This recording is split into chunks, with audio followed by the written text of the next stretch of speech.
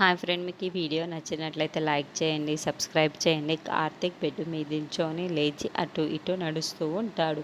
అది చూడగానే అక్కడున్న వాళ్ళ అమ్మ అయితే చాలా సంతోషిస్తూ ఉంటుంది. కార్తీక్, నువ్వు ఇలా నడవడం చూసి నాకు చాలా ఆనందంగా ఉందిరా. ఇప్పటిదాకా నువ్వు బెడ్ మీద ఉండడం చూసి నాకు బాధ వేసిందిరా. కానీ ఇప్పుడు నువ్వు లేచి నడుస్తున్నావు, నాకు ఇంకా కావాలి అని చెప్పేసి అంటూ ఉంటుంది. ఇంతలో అక్కడ ఉన్న దీప కూడా కార్తీక్ అలా నడవడం చూసి చాలా సంతోషిస్తూ ఉంటుంది.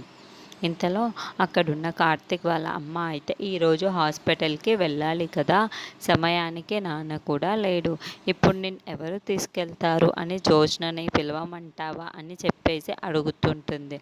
ఆ మాటలు వినగానే అక్కడున్న కార్తీక్ అయితే అదేమీ వద్దులే అమ్మ, నాకు కూడా కొంచెం ఫ్రీగానే ఉంటుంది, నేనే ఒక్కడనే వెళ్ళి వస్తాను అని చెప్పేసి అంటాడు. ఆ మాటలు వినగానే అక్కడున్న వాళ్ళ అమ్మ అయితే సరే, నీ ఇష్టం రా, నీకు నచ్చినట్లే చెయ్యి అని చెప్పేసి అంటూ ఉంటుంది. ఇంతలో అక్కడున్న కార్తీక్ అయితే సరేనమ్మా, నేను అటు ఇటు కొంచెం నడుస్తాను, నాకు ఫ్రీ అవుతుందేమో చూసుకుంటాను అని చెప్పేసి అంటూ ఉంటాడు. ఇంతలో అక్కడున్న కార్తీక్ అలా అటు ఇటు నడుస్తూ ఉంటాడు. అది చూసిన వాళ్ళ అమ్మ దీప అయితే చాలా సంతోషిస్తూ ఉంటారు. అమ్మయ్య, కార్తీక్ ఈరోజైతే అటు ఇటు ఫ్రీగానే నడుస్తున్నాడు, ఇక అతను కోలుకున్నట్టే అని చెప్పేసి చాలా సంతోషిస్తూ ఉంటారు.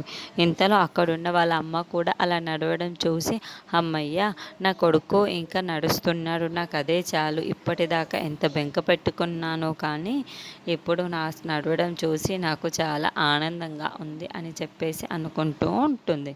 ఇంతలో అక్కడున్న దీప అయితే కార్తీక్ వాళ్ళ బాబు పక్కనే ఉన్నాడు, వాళ్ళు ఎలా ఉన్నారో ఏమో, వాళ్ళ కదా అని చెప్పేసి చాలా టెన్షన్ పడుతూ అలా ఆలోచించుకుంటూ అక్కడి నుండి వెళ్ళిపోతూ ఉంటుంది.